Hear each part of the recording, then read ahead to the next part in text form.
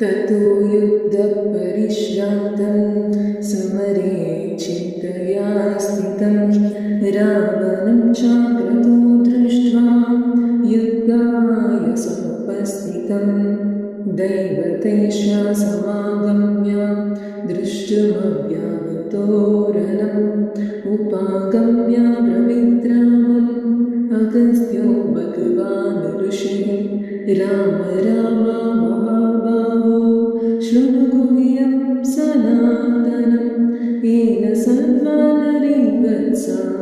समरे विजयश्वसि आदित्या हृदयं पुण्यं सर्वशत्रुविनाशनं जयावहं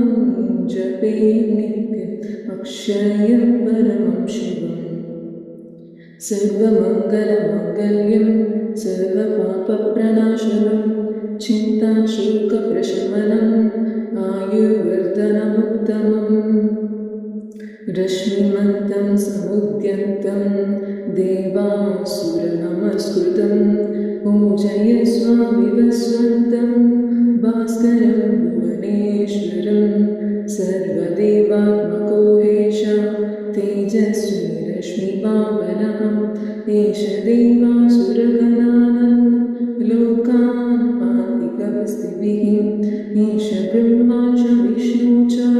शिवस्कन्दा प्रजापतिः महेन्द्रो गणदकालो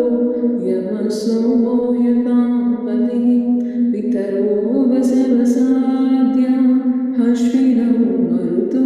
मनुः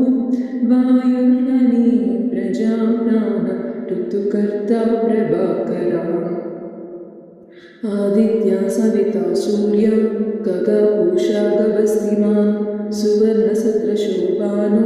हिरण्यरेता दिवाकरः हरितस्वा सहस्राक्षी